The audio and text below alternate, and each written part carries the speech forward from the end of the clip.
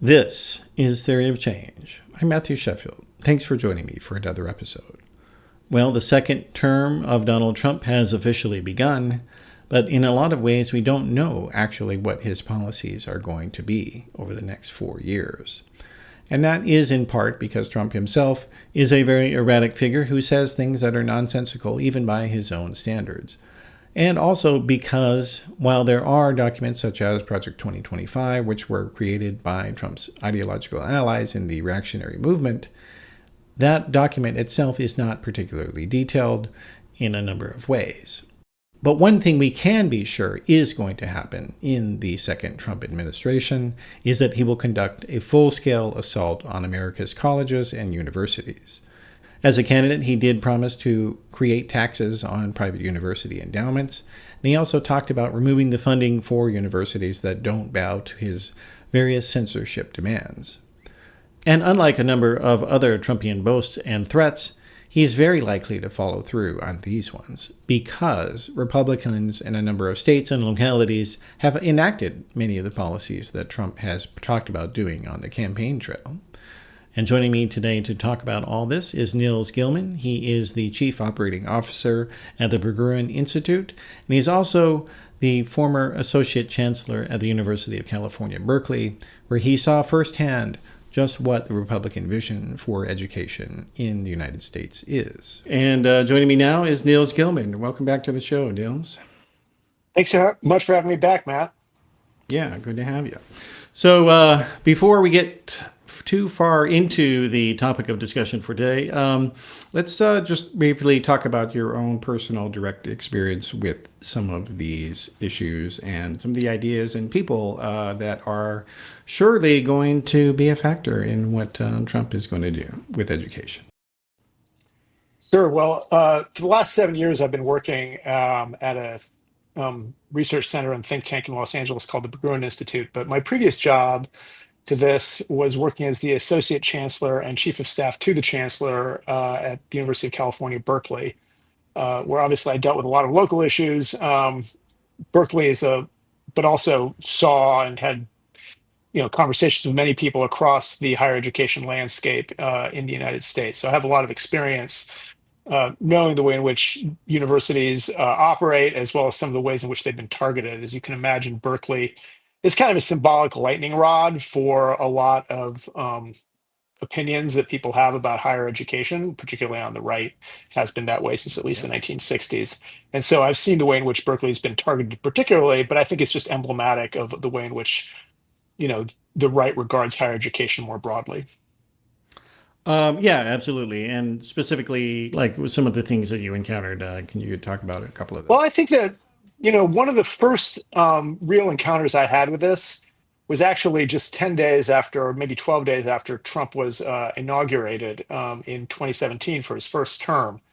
At that time, think it's fair to say, provocateur Milo Yiannopoulos was doing a kind of tour of universities. And the previous stop, and he'd been scheduled by the Young Republicans at Berkeley to give a talk on February 2nd, 2017. And that had been scheduled before the election. It had been scheduled back in September, I think, of 2016. And this proved to be an extremely controversial episode on numerous different levels. First, there were quite a number of faculty and especially students who wanted him to be banned from campus. And I have to say, the administration was adamant that he be allowed to speak. Berkeley has a long tradition of free speech, and any accredited student group or faculty member is allowed to invite anybody they want to speak on campus, and that's been a standing policy on the part of the University of California, Berkeley since the free speech movement back in 60 years ago in 1964. Now, there are some limits on free speech, so-called time, place, and manner restrictions. You can't, bring a bullhorn into class and start yelling at a professor that way. Obviously, that's disruptive. But these are all sort of established. The limits on free speech are well established by Supreme Court jurisprudence, and particularly University of California, because it's a public university, is required to have an open posture towards any political opinion that might be expressed. One of the political opinions that got expressed, of course, was many people on campus wanted Milo not to be allowed to speak, and we said no, he will be allowed to speak. And then what unfolded on the evening of February 2nd, 2017, was really quite a striking episode because we tickets had been sold for the main auditorium in the brand new student union. I think there were about 500 people who were planning on attending this thing. In Berkeley, as you know, with protocols for this kind of thing, we'd set up a line for people to line up to get into the venue, and there was also a separate space that had been cordoned off for people to protest. We had about, I think, maybe 100 police officers, university police officers who were there to make sure that good order would be maintained. And at first, up until nightfall, the talk was set to go on. I think at 6 or 6:30 or something like that. So it was in February. It was quite dark, and everything was going fine. There were people lining up to go listen to Milo talk, and then there were people who were in the cordoned off area that were protesting, and it was all sort of going according to protocol. And then right as it became completely dark, an unexpected and unprecedented event in the history of Berkeley took place, which was about 150, that's an estimate, anarchists from Oakland came and arrived using black bloc tactics to shut the event down. They came onto campus from, it's an open campus in an urban setting. They just flowed onto campus from the south side of campus and basically started attacking the building in order to disrupt the event. And by the way, there were thousands, literally thousands of people who had gathered around Sproul Plaza, which is the main square at the center of Berkeley, to see what was going to happen.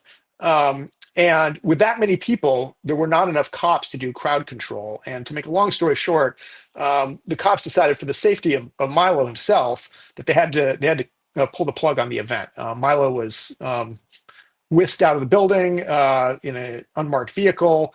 And he drove off immediately to the Fox News studios in San Jose.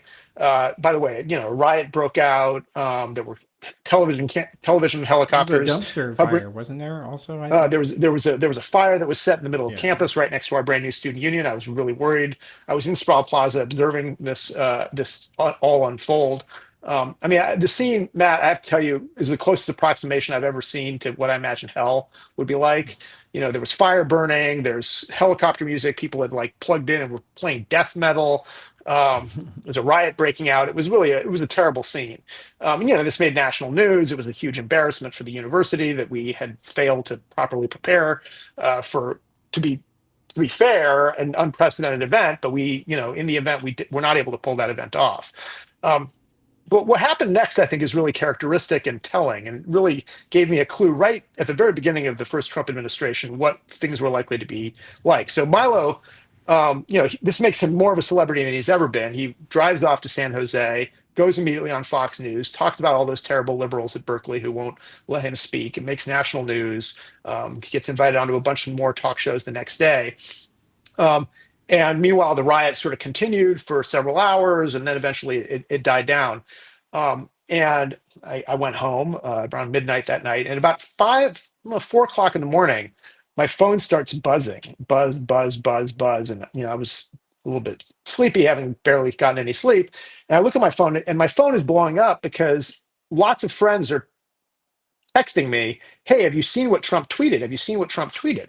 And I had not seen it, so I logged on, saw what real Donald Trump had to say. And I'm going to paraphrase, I don't remember the exact phrase, but he said something to the effect of, "If Berkeley won't let conservatives speak, we're going to yank federal funding." And I thought, okay, this is nonsense. I just put it down. I went to work.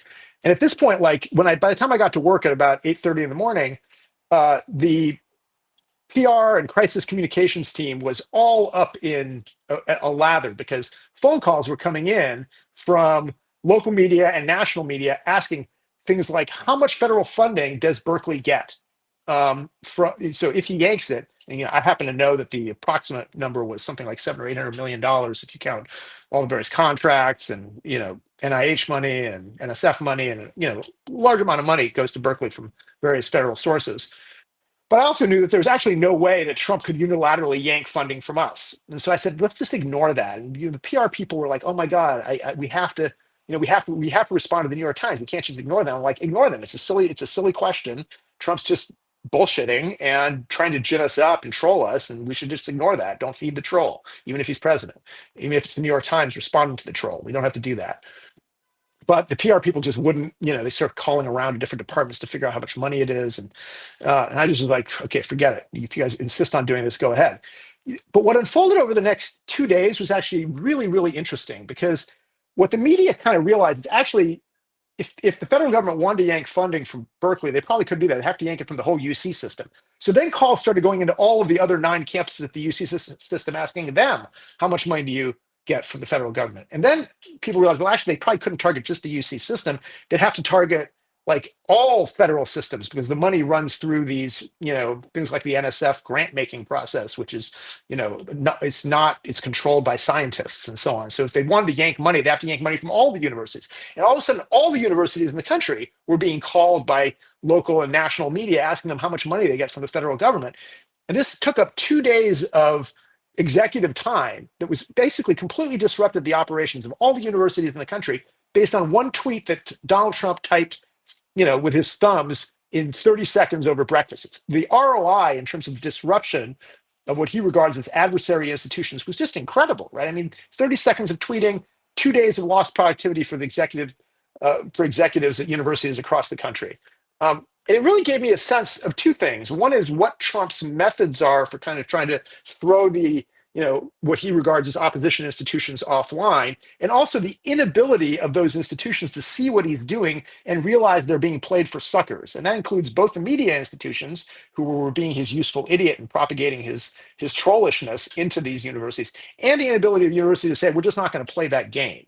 And I think that to me has become a microcosm that I personally experienced of the way in which Trump has just outplayed both the mainstream media and many of the institutions in the country over the last, now going on 8 years. Yeah, well, that certainly has been the case. And it was an episode also that, it was one of many of those early years of his political career that did illustrate not only that the institutions didn't know how to respond to them, but also there were no countervailing institutions or individuals to really push back adequately and actually explain this is what he's doing. And he's continued this, this litigious and trollish, threatening approach ever since. And like just most recently, he was in the news for launching a lawsuit against the Des Moines Register for a poll that was done that showed him losing the state of Iowa. And of course, that was not a correct poll. It was way off by Ann Selzer. But obviously, this is not a real lawsuit. It's designed to intimidate and to make things costly for people. And, it's just not, for some reason, people who have these institutional positions, they don't want to say that that's what's happening. And they don't. And they also don't want to talk about just the gross hypocrisy of this, that if you claim that things are being censored, you're against censorship, you're a free speech absolutist. And that's what what Trump and Elon Musk and all these other people are constantly claiming to be. And yet they're the only ones who are using literal government power to try to forcibly control the speech of others and penalize them for it.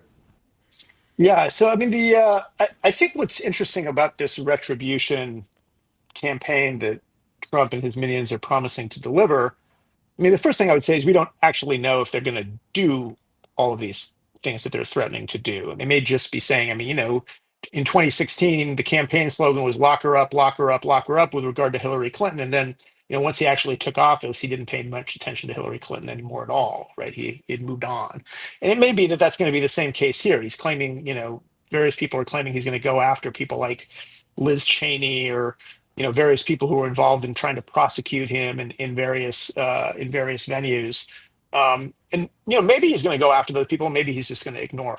But I do think that the Des Moines Register lawsuit is actually telling about another part of what his strategy is likely to be if he's serious about the retribution campaign. So this is actually something that if you look at other authoritarian, illiberal democratic governments, that is very common, actually. And I'm thinking here of people like, Erdogan, or in Turkey, or Orban in Hungary, or Putin in Russia, or Bolsonaro in Brazil. These are all people who get elected in elections, so they're Democrats in that sense, but they're deeply illiberal. And the strategy they have for dealing with their political adversaries, the political opposition, is actually has two different dimensions to it. So on the one hand, yes, there are high value targets that they try to go after. So it may, if I were Liz Cheney, I would be pretty concerned that she's made herself into a lightning rod, and they might specifically want to go after her. In the same way that Putin went after Navalny, for example, as the leader of the opposition in Russia.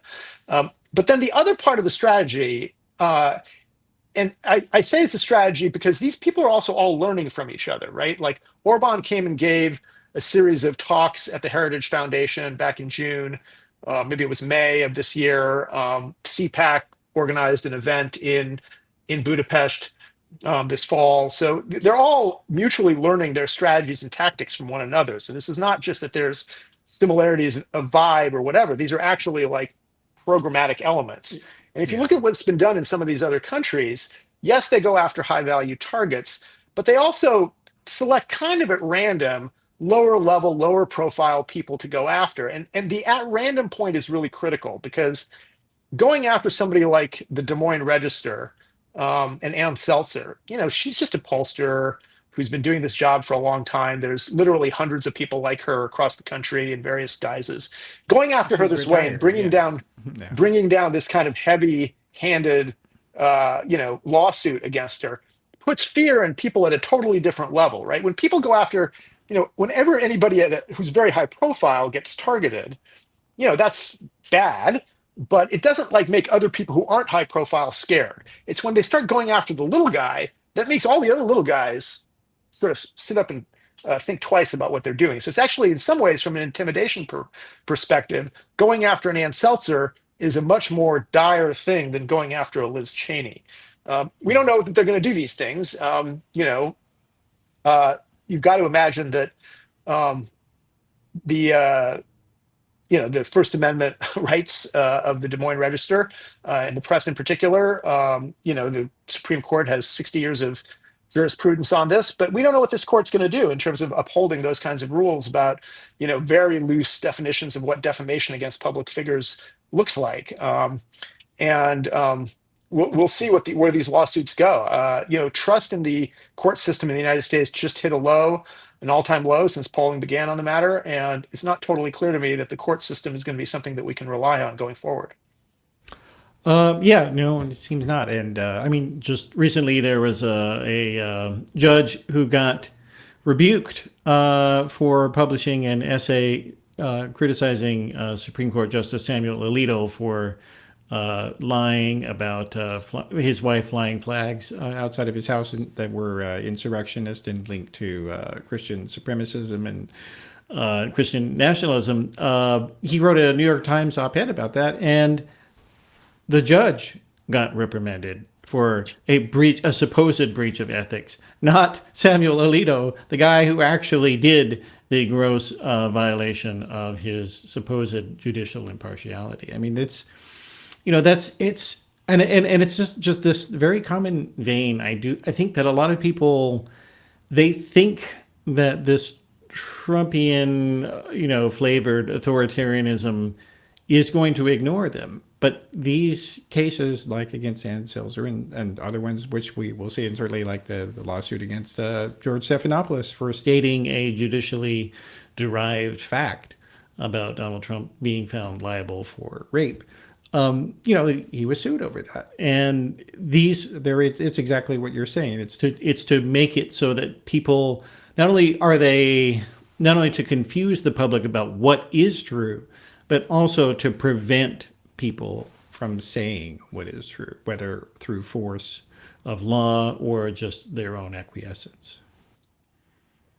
Yeah, I think one distinction that's really useful for thinking about what we might be coming up against is the distinction between the rule of law, which is a basic foundational principle of liberal governance, and then rule by law.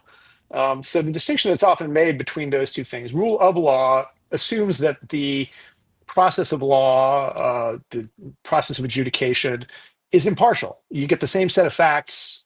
You'll get the same results regardless of who the person is that's being accused, who the judge is that's doing the adjudication, who the jury is that's evaluating the facts. Rule by law is something different. Rule by law uses the same sort of mechanisms. There's a court case and so on and so forth, but the results are preordained. And Navalny, for example, to go back to the Russia example, he was tried in a court of law. They went through a process that looks like a court case and looks like there's a fair-minded evaluation of the evidence, but it was a foregone conclusion how that would go. The legal process was a kind of theater for making it seem legitimate and seem like an even-handed decision. So it's sort of drafting off of the reputation of the law as an even-handed force to produce a totally preordained and uneven-handed result. And we may be heading into that kind of a scenario where the judicial system is simply no longer reliable to provide a fair-minded result that is, equality before the law, no matter who's coming in front of the judges and juries. Yeah, and also especially given their very pronounced ability to an interest in revenue shopping for lawsuits, and like that one judge in Texas whose name I can't remember off the top of my head, his declaring half the laws unconstitutional in the United States because he doesn't like them and they go against his religion. But oops, I can't say that. But he says that in his opinions, and so that's and I think also we can get a flavor of, especially from the academia side. I think that's one of the areas where they have shown their hand the most about in terms of what their intent is because overwhelmingly there isn't any right-wing domestic policy on most issues. Notwithstanding Project 2025, like the document, if you actually read it, it has all kinds of contradictory proposals and that were in many cases very immature and just almost childish in terms of their quality of writing. And like the policy ideas, they could all be done, like they'll spend 30 pages on something that essentially, if you were to be able to do it at all legally, it would be done in a week.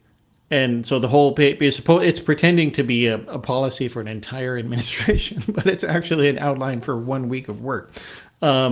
And so, but whereas in the realm of public education, they have actually begun to develop more of a larger domestic policy apparatus. And, there's a lot of things in your own observations that you have talked about in terms of what, like Ron DeSantis, for instance, has done and what he would do, that we can get some flavor of what might be in store. Yeah, I think that the way to cut into this topic, Matt, might be to start with the fact that I think there's a much broader crisis of legitimacy in the academy, and particularly in the elite academy.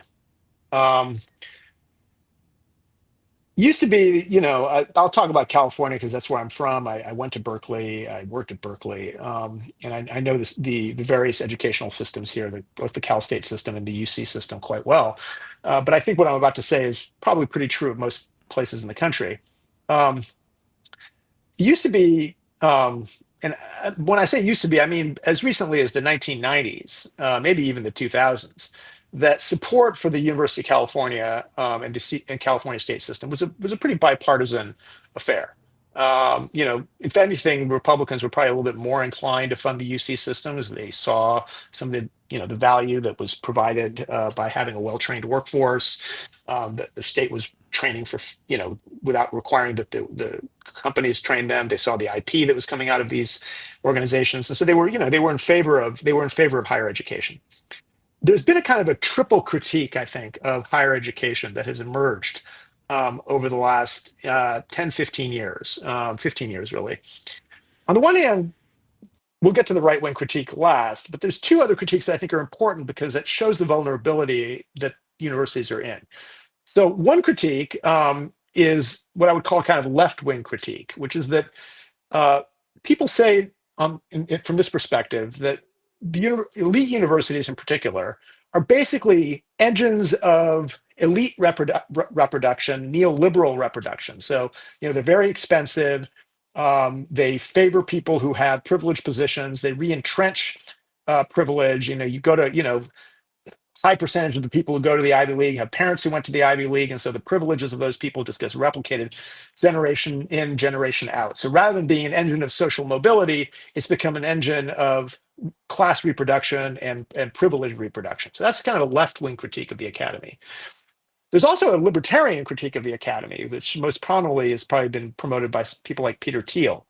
That says that it's just a waste of money. It's a waste of time and money. Forget it. Don't go to the university. I mean, he went to Stanford, but like he sponsors people. I know some people who've actually been through these programs to say, listen, don't go. If you get into the Ivy League, I mean, he's kind of admitting that the Ivy League maybe is actually admitting highly talented people. If you get into the Ivy League, don't go to the Ivy League. Instead, I'll pay you all this money to come live in a group house in San Francisco and just start a business. You don't need to do anything. You can just cut out that whole phase of life and just don't waste the money, don't waste the time. Just go get right into it and get into business. So there's kind of a critique that it's just a waste of time and money, libertarian critique, if you will.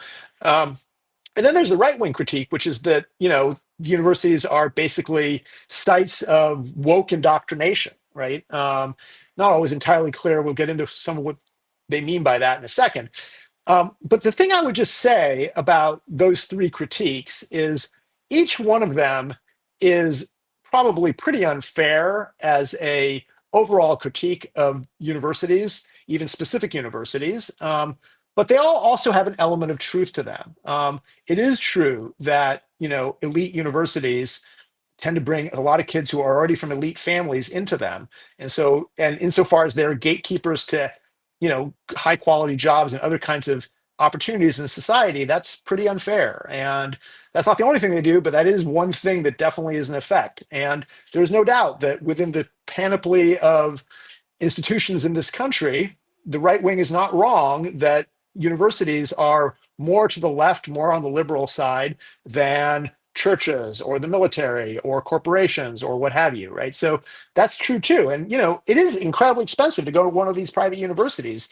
So and the opportunity cost of spending 4 years of your life, and if you go to an Ivy League university, I think the sticker price right now is something like $350,000 for a 4-year education. So that's a lot of money and a lot of time to spend on something, and you better be sure you're getting value out of that. Now, it's also important to note that these three critiques sort of can't all be true at the same time. They have dimensions of truth to them, but they're not mutually. I mean, if in fact it's an engine of neoliberal reproduction for elites, then how can it really not be adding value for those elites, right? And then for the people who aren't necessarily elite who get into those institutions, doesn't that give them a leg up to get onto the the ladder to the upper class, right? So there's ways in which maybe they're hearing a lot of woke stuff, but then they're going and joining investment banks, right? So how much are they actually being indoctrinated if they're going and then joining up at corporations and so on? And the reason why these things are not complete truths about any of them, but also have partial truths about them, is of course, universities are highly diverse, highly complicated places with very different things going on with different segments of the student population, different parts of the university. What goes on in the business school is very different from what goes on in the ethnic studies department, and so on and so forth. So these are highly, back in the 1960s, the president of the University of California, Clark Kerr, said that universities really ought to be thought of as not as universities, not as a singular thing, but as multiversities, right? And that multiplicity of what universities are has used to be a strength for them because they could appeal to lots of constituencies, but now it's turned into a weakness as there's something for everybody to find critical about universities. And so the right has found a pretty juicy target in universities because there's always, it's really easy to nitpick at universities. There's a lot of people saying a lot of crazy things at universities. People with tenure, 18-year-olds who don't have a lot of, sense of what, how the world actually works, who will, be happy to go on camera or to publish in, or to tweet something immoderate. And then, they can say, oh my God, look at these students at this university. Look how crazy they are. You can pick like 3 tweets and all of a sudden you have a trend story on OAN, right? So like the way in which the media can represent what's going on at these universities by picking the most extreme and most ridiculous elements of what's going on there is a really easy thing for them to do. I actually think it's very possible that all of those critiques are true. And that I mean that there so much of the way that federal funding is done for universities has been on the inputs and rather than on cost control, and the cost to students. And if costs were lowered rather than buildings were built, that would be a much better way for the federal monies to be spent, because the monies, the tuition costs just keep going up, and that's, I think, is probably the Achilles heel for higher education in the United States, is that it just keeps getting more expensive. Whereas, and if you can, I mean, that was one of the policies of Kamala Harris that she didn't talk about very much, but free community college, that would have been a great thing and done a lot of good for a lot of people. But she almost never talked about it, unfortunately. Right. Well, I'll tell a story that's not very well known. It's another Berkeley story that might be of interest to people. So back when the so-called master plan for California higher education was put together in the mid-1950s by Clark Kerr, who I mentioned earlier. Originally, there'd been Berkeley, the University of California used to be just one campus. It was Berkeley. And then that was set up in 1869. And then the so-called Southern Campus, which was a branch campus that would eventually grow into UCLA, was set up in 1921, I think. And then eventually, a bunch of additional campuses were built. There was also the state colleges, which became the California state system that was basically serving local communities. And then there was the community colleges. And originally in order to control costs, the idea was that when they made the master plan, the UCs were going to be designed to train technical elites at the undergraduate level, graduate students, and most importantly, produce original research. And the faculty would be chosen based on their research credentials. And then, for mass education for people who need to be county lawyers and accountants and dentists and so on, they would, go to the Cal State systems. And for people who just wanted basic introductory courses, they could take the community college system. Now, the thing that was originally proposed was that the UC system would only be for people in their last 2 years taking upper division classes, that all people would be expected to go to community college to take their gen ed classes for their freshman and sophomore years.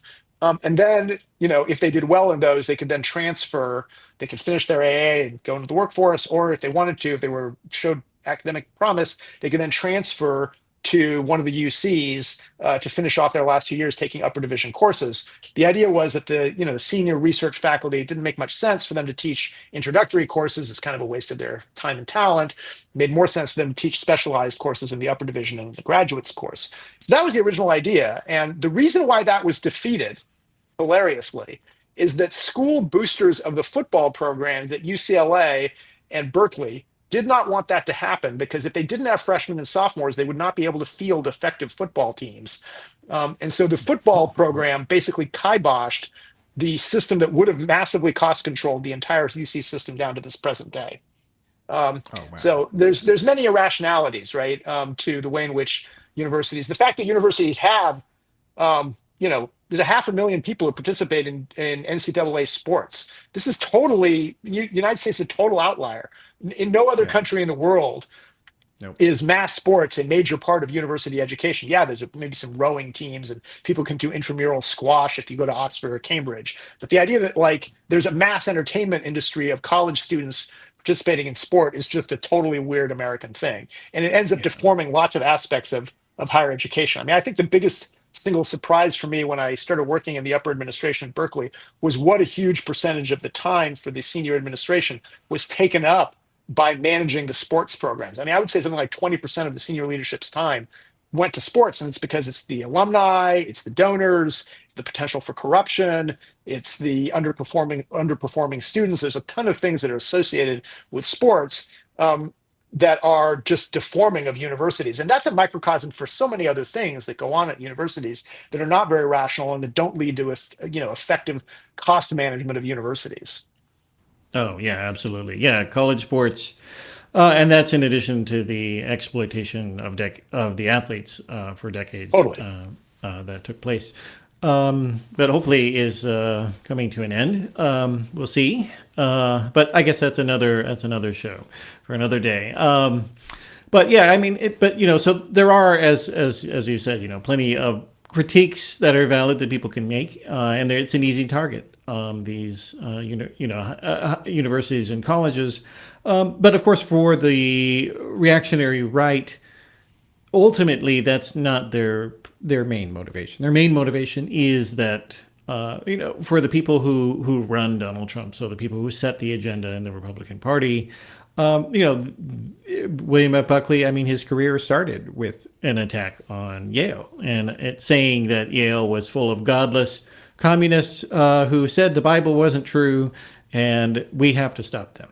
And that has been the agenda for the ruling part of the Republican Party. I mean, for a long time there was kind of this mix of more traditional conservative types along with the reactionaries, and but now the conservatives have basically all been expelled, along with Liz Cheney and people like her and Adam Kinzinger, and so now the reactionaries are finally getting to do what they want fully, and and with Florida, as you had did a very viral Twitter thread about some of the policies that, because I think a lot of academics, they have tenure and whatnot, and so they think that they're safe from all this stuff, but the reality is that they're not. And you talked about that in your thread. Yeah, so let's talk about the Florida situation in some detail, because I think it's emblematic of where things might be about to go. So Ron DeSantis obviously was trying to get the Republican nomination for president this year, failed in that effort, got steamrolled by Trump. But as part of trying to burnish his right-wing credentials, his reactionary credentials, if you will, one of the things he did was decide to take on what he characterized as some of the woke universities in Florida, and specifically the New College in Florida, which is it's a public, but it's a fairly small liberal arts college in Florida. And basically, what he did was he replaced the I don't know if they're called the board of directors or what have you, but he decried them as essentially a kind of a propaganda mill instead of a college, and has systematically sought to push out faculty members who are preaching what he regards as leftist, Marxist, woke, ideas, and the idea of academic freedom, which first emerged actually in response to another attack on universities that took place during World War I. There were people who were peaceniks, criticized Woodrow Wilson's decision to bring the United States into World War I, and Woodrow Wilson, went after Columbia University. Again, it was Columbia that was a lightning rod for this. And one of the most prominent academics there, France Boas in the anthropology department, who,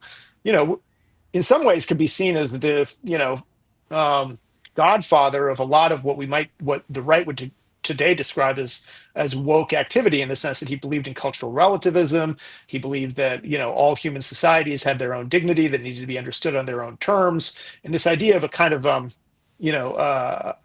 relativism that did not place Western and Christian ideas at the top of the hierarchy of human knowledge and morality, was central to his philosophy and his approach to anthropology. And he led the charge to demand that the university protect faculty members from the attempt to censor them by the federal government. And that is what resulted in what we now call academic freedom. And there's a lot of details to that story we could get into if you want, but this was really a signal moment that took place over a century ago now.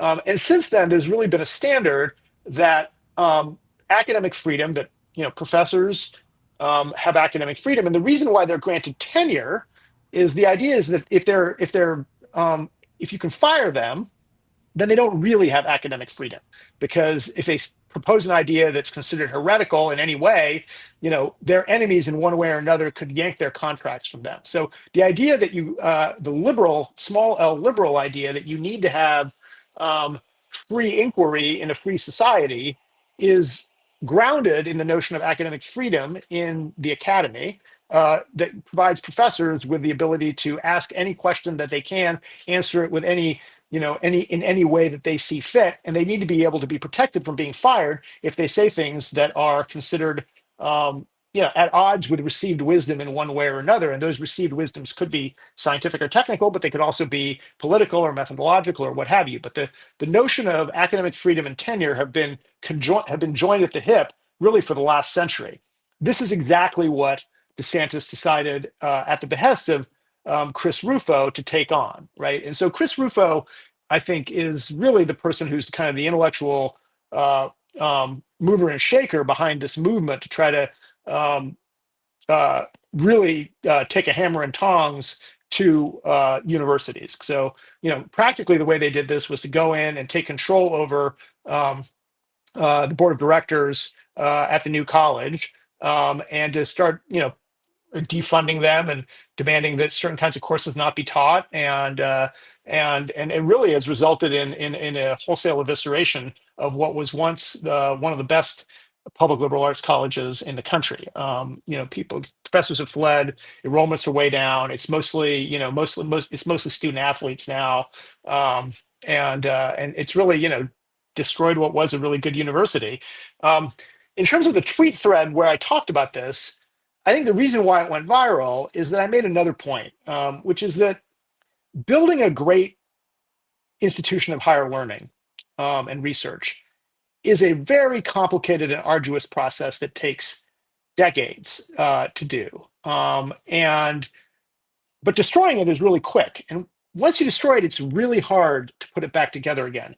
And the example I gave of this was looking back to what happened in Germany in the 1930s. So if you look at to survey the world of academic research, scholarly research in the first third of the 20th century, there's just simply no doubt that German research universities are by far the best in the world. And you can see this if you go and look at who wins all the Nobel Prizes. Germany has an enormous lead over every other country. And I'm sorry, and it doesn't even matter what the fields were and whether it was even science or arts or whatever. Science, arts, literature, obviously all the Nobel fields, but also many of the leading economists were German. Really, in every field, in every intellectual field, Germany was really, really the powerhouse country. The U.S. was basically a provincial backwater of Europe. Cambridge and Oxford were very good. There were some good universities in Italy, but when Hitler came in, and by the way, many of the faculty members at these German universities were Jews, and so when Hitler came in 1933, one of the first things he did was get all the Jews fired, and many of them left, and some of them, the physicists especially, ended up in the United States and became the backbone of the Manhattan Project, which is part of what helped the United States win World War II. The United States ended up being a huge beneficiary of this exodus from German universities, and the power, the way in which the United States became the #1 academic powerhouse in the world in the post-war era was very much predicated on, well, there were several different factors. One factor was the exodus of European intellectuals to American universities that provided a supercharging of intellectual capital into American universities. Another one was massive funding of universities by the federal government, which allowed for the massive expansion of the university system. And the people who went into those university systems were students under the GI Bill, which is one of the, I think, most underrated pieces of social legislation this country's ever had. Everybody who came out of World War II, and these programs continue to this day. One of the major reasons why people have an incentive or want to join the military is you will get your university education funded by the by the military, and so this continues to be a major way in which universities, get funded, is through that kind of a program.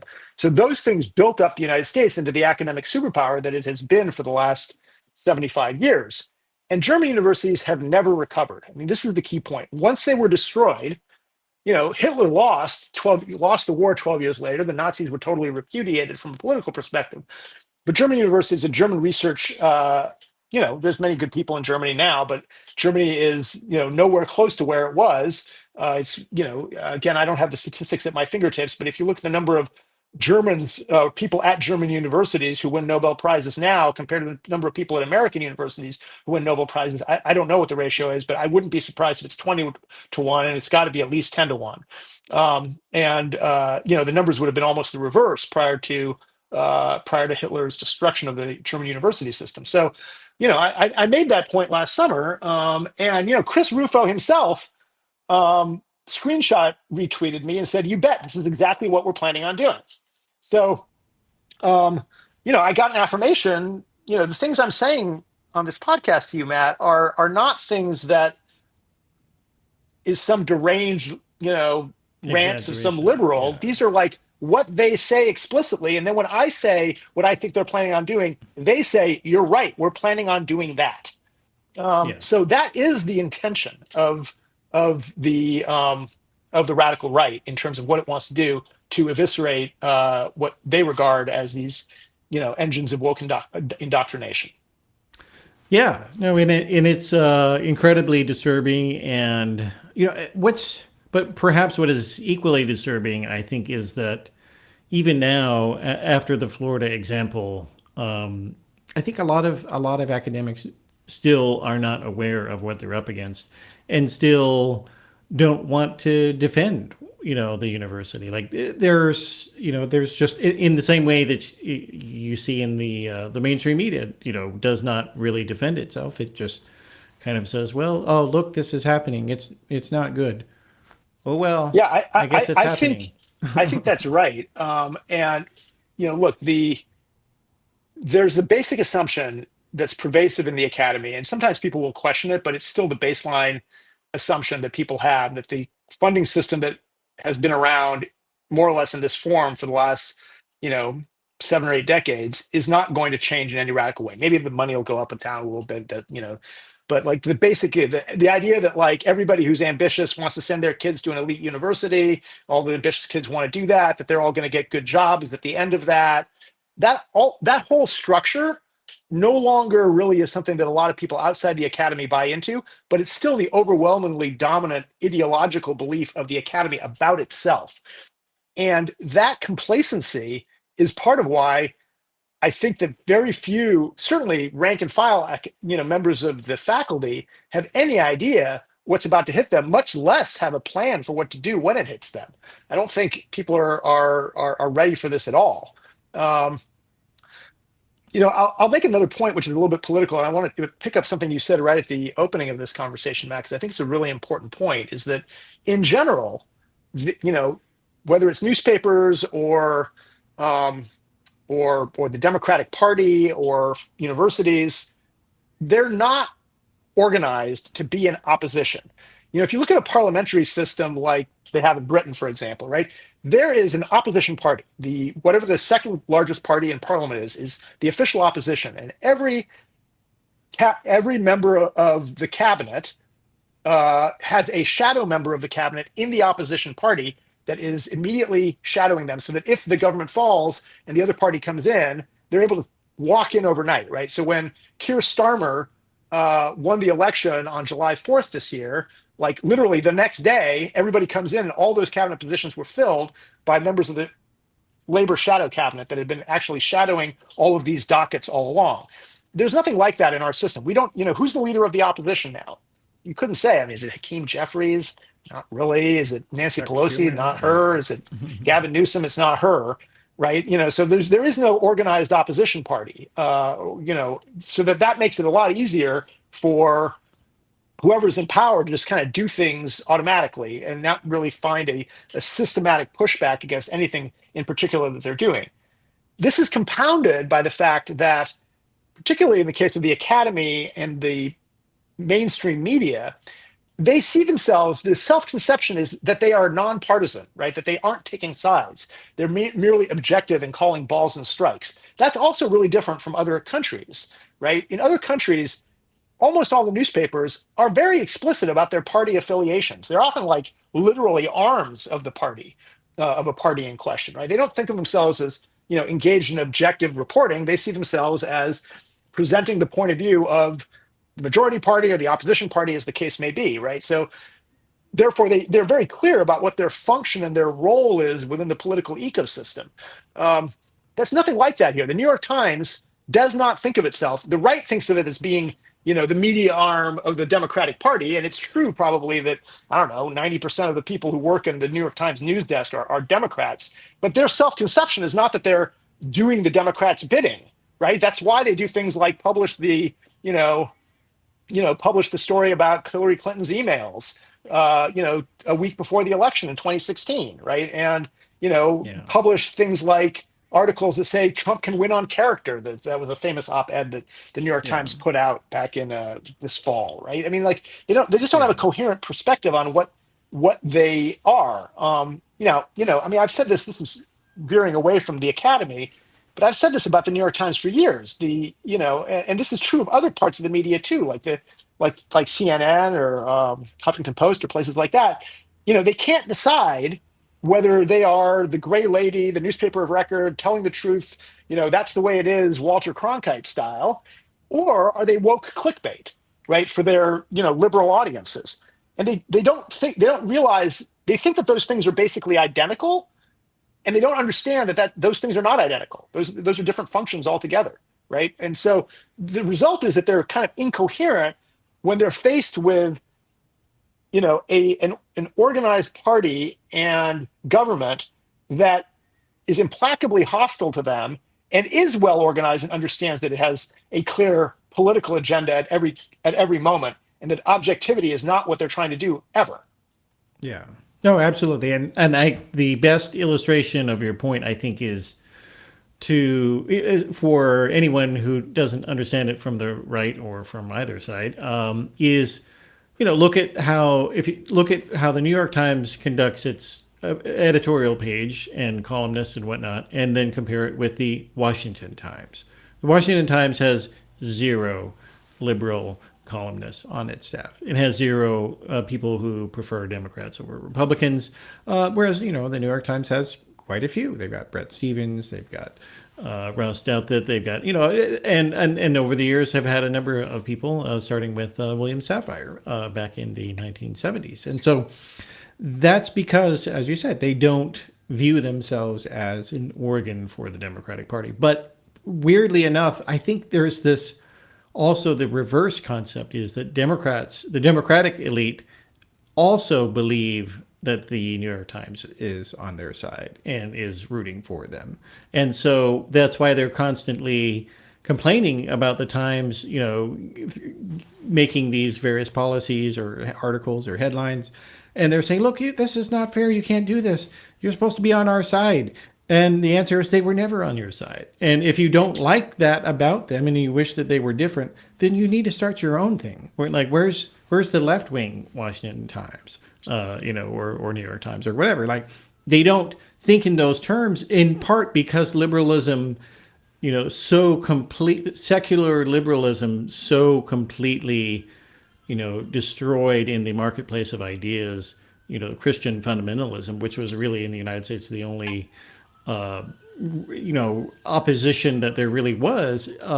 They so destroyed it that liberalism in the U.S. in particular, but not just here, but other countries, lost all ability to advocate for itself and lost all interest in even trying to, because they were like, well, look, this is what the studies say, so this is obviously everyone's going to believe that.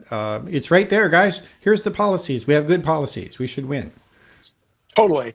I mean, but it actually goes to a deeper point about the pathology of liberalism under the current circumstance, which is that the idea of politics as a whole for liberals is predicated on the notion that it should be inclusive and that the best answers come out of compromises between different factions within society, right? So one of the things that Democrats have been doing, I don't know how long this has been going on for, but certainly since Clinton, the idea is that every time there's a Democrat who gets elected to the White House, they need to appoint at least one Republican to the cabinet, right? The idea that a Republican president would appoint any Democrat to any position, dog catcher, postal service, whatever, right? No way. It's only going to be Republicans, right? That's because the Democrats think that politics is about compromise.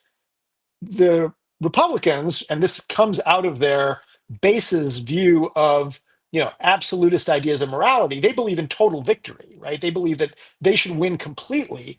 You can't compromise with Satan. Yeah. You can't compromise with Satan, right? Like, that's ridiculous.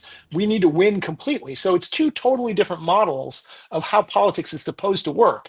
And one of the problems I think that liberals have in this country now is that when you're dealing with an opposition of that sort, right, or now the in power party, you can't continue to bring a butter knife to the gunfight, right? That's just not going to work. You have to fight on their terms or they will kill you, right? And the problem is that fighting on their terms is at odds with the conception of politics that liberals want to have, which is reasoned discourse. Matt's got a perspective, Nils has a perspective.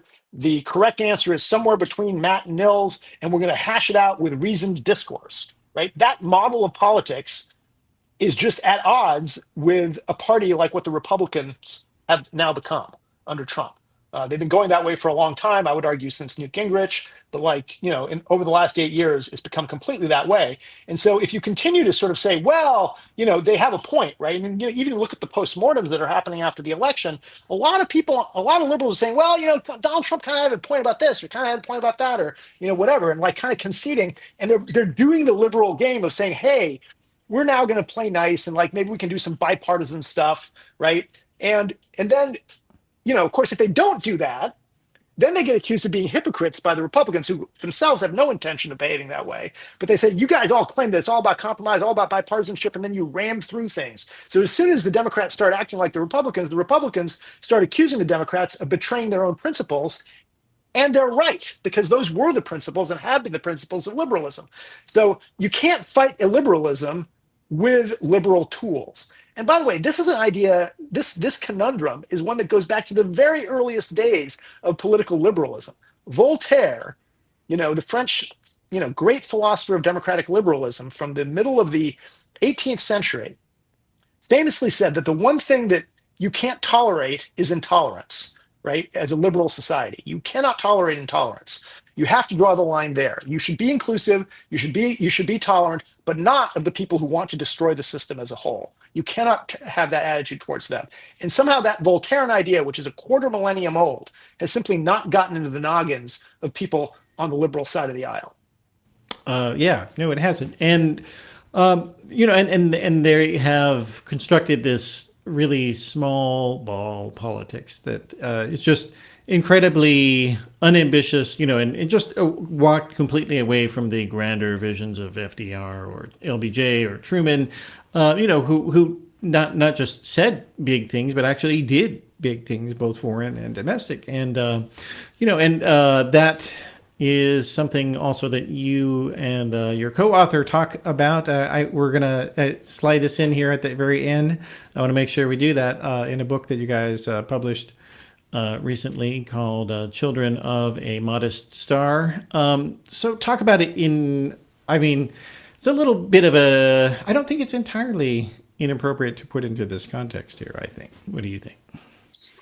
Well, so I just published, along with my co-author, Jonathan Blake, who's also a colleague of mine here at the Institute, a book called Children of a Modest Star, which is really trying to think about what we call planetary challenges that can't be solved by nation states.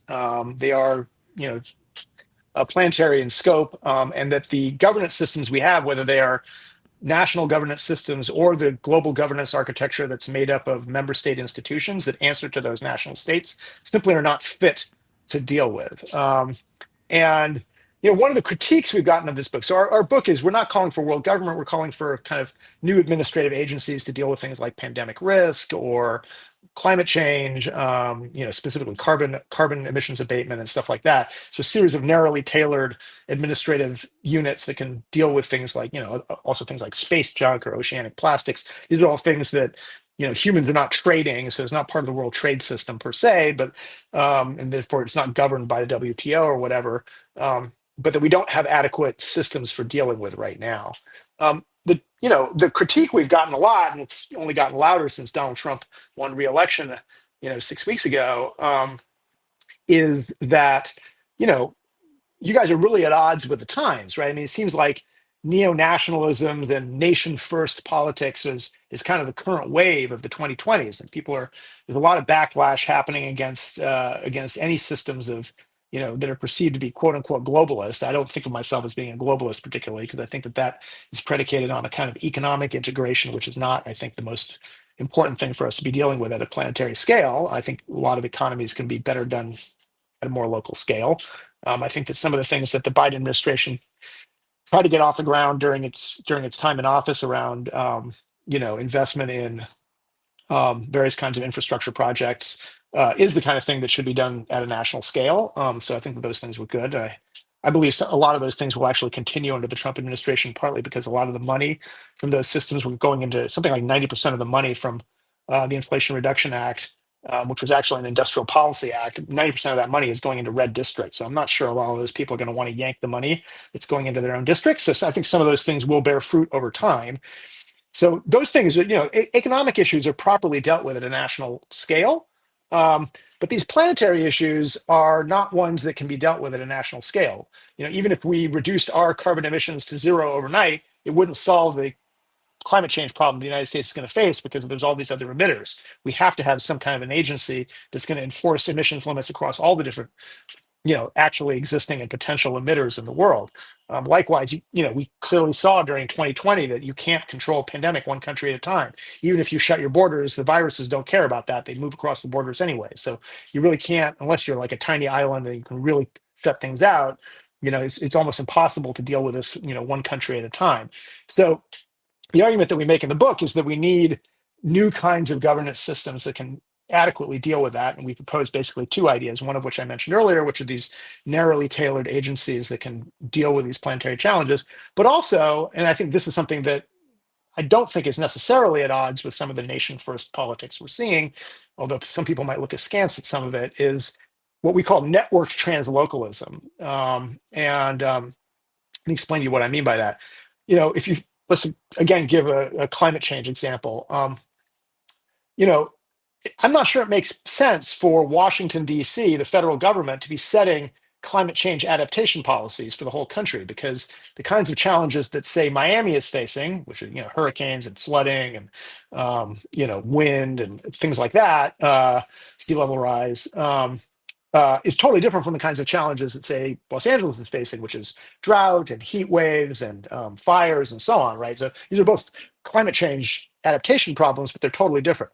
On the other hand, the challenges that Los Angeles is facing is very similar to the challenges that other cities in the southwest corners of continents with Mediterranean climates, places like Lisbon or Cape Town or Perth, Australia. These are very similar kinds of climates to California, and therefore they're being changed in very similar ways to the way Southern California's climate is being changed. And so it makes a lot of sense for those four cities, for example, to share expertise, share resources, and share technologies for adapting to the climate change challenges. Likewise, for Miami, it makes more sense for them to be collaborating with other places in kind of hurricane alleys that are low-lying. So those could be places like, islands in the Pacific Ocean, maybe Shanghai and China, right? Those, the adaptation strategies that they're going to have to adopt, the kinds of expertises that they're going to have to develop, the kinds of technologies they're going to have to develop, the kinds of resources they're going to need to mobilize are quite similar to the way they're going to need to educate their populations about how to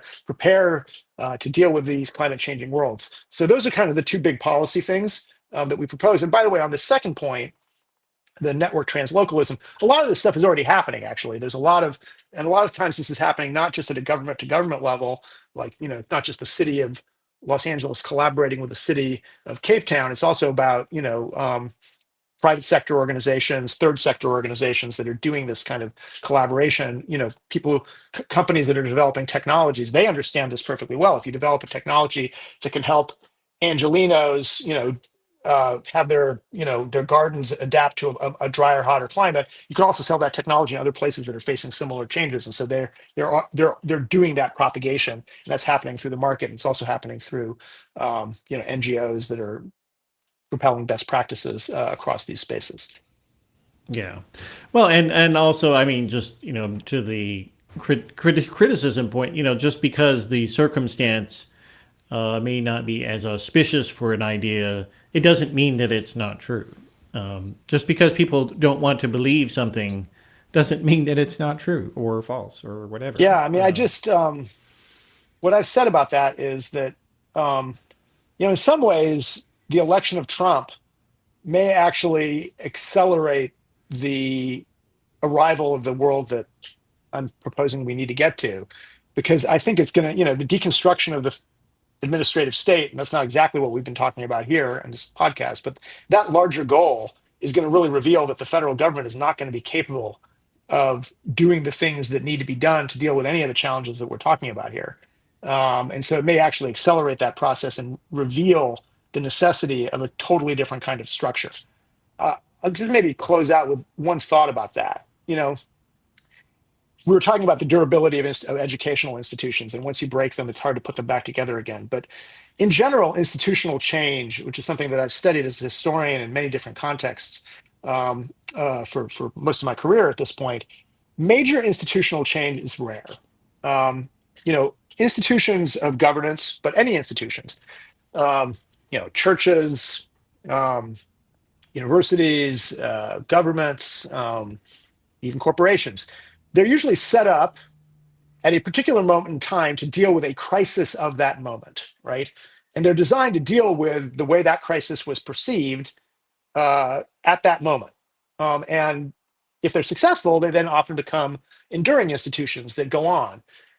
And then the circumstances of the world in which they were originally set up to deal with inevitably change over time.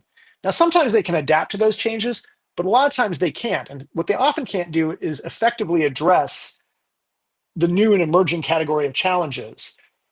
And then you get to a point where there's a crisis of the institutional order, right? And that's the moment when there's a possibility for massive, radical institutional reform. So I'll give an example. The first idea for a parliament of nations was proposed in 1795 by the German philosopher Immanuel Kant, all right? And it took 150 years, till 1945, before we got to the United Nations. Got to the League of Nations about 25 years before that, but over a century at least before we got to a Parliament of Nations. And what it took for nations to be willing to give up even the fig leaf of some of their sovereignty, to this transnational organization, supranational organization, was a massive crisis, 2 enormous world wars, right? So the crisis of the old order and the inability to maintain peace is what eventually led to the establishment of the Security Council under the auspices of the United Nations. The Security Council was the big change from the League of Nations to the United Nations. And the Security Council, for all of its flaws, has been part of the reason why there has not been a direct war between great powers since 1945. There's a lot of reasons for that, but the Security Council is one reason. The 5 big powers in the world were given, primary power over the ability to do interventions in other parts of the world, and they were also able to veto it so that they couldn't personally be implicated. They couldn't nationally be implicated by the power of the Security Council, and that structure made sense in 1945. Doesn't make that much sense anymore because the challenges we face, first of all, there's other nations that have risen up that are really powerful. Does it make sense that it's England and France that have the permanent seats on the Security Council and not Germany, not India, not Japan? That doesn't really seem to make sense anymore. But also the challenges that they were set up to deal with, which is basically preventing wars preventing war in general, but especially wars between great powers, cataclysmic wars. That's still a challenge we have to face, right? So I don't think they should go away. I think it's still a useful function, but it's not set up to deal with something like climate change, and it's not set up to deal with something like a pandemic. It's not set up to deal with something like space junk or oceanic plastics. And so it's incapable of doing so. And so it's probably going to take some kind of a crisis or threat, real credible, immediate threat of a crisis of a very large scale before we're going to be able to get to real institutional change of the sort that Jonathan and I are proposing in our book. But why? So, you might ask, well, how soon is that crisis going to come about? We don't know. But the key and last point, why write this book now? I think the reason is that one of the things we know is that when a crisis erupts, the people who have a blueprint about what they want to do have a huge advantage in terms of institutional reform over everybody who's just bewildered by it. So actually beginning to have some blueprints and start conversations about what things can look like so that the crisis, when it comes, doesn't go to waste is, I think, a really valuable exercise. Yeah. No, I agree. And although it would seem nefarious in the views of some people, but they're already probably not fans of yours otherwise. So, in general, Matt, and you're a writer too. There's no reason to write anything that everybody's going to agree with. That's not a useful intervention. No, it isn't, and certainly not how anything interesting gets done. So, all right. Well, so why don't you give your social media handles a plug here so people can keep up with you, and also the Institute website and all that stuff. So I'm weaning myself off of Twitter, but not quite fully there. That's at Nils_Gilman. I'm now gearing myself up on Blue Sky, so I'm at Nils Gilman there. That's probably the best ways to see me if you want to see me bloviating in the way I just have for the last hour. If you want to see that on a daily basis, those are the places to go. Okay. And then we should give a plug for the magazine too, might as well. Oh, yeah. In addition to being the senior vice president here at the Gruen Institute, another hat that I wear is as deputy editor of the magazine that we publish, Noema Magazine, which is a mid-length form magazine of ideas. We publish on a whole bunch of different topics, ranging from technology to environmental issues to governance issues. And we're about to have our fifth anniversary this coming year, which we're pretty excited about. We've gained a pretty big readership over the last 5 years, and we publish a ton of great people. And if any of your listeners want to pitch us ideas, you can write to me directly, or pitch us at our online handle, which is, I think, ideas@noemamagazine.com. All right, sounds good. All right, thanks for coming back. Thanks, Matt. Yeah. All right, so that is the program for today. I appreciate everybody joining us for the discussion. And you can always get more if you go to theoryofchange.show with the video, audio, and transcript of all the episodes. And if you like what we're doing, you can also go to flux.community and get more podcasts and articles about politics, religion, culture, and society, and how they all intersect and affect each other. And my thanks to everybody who is supporting us over on Substack or Patreon. I really appreciate that. Thank you very much for your support. And if you're watching on YouTube, make sure to click the like and subscribe button so you can get notified whenever we post new episodes. Thanks a lot, and I'll see you next time.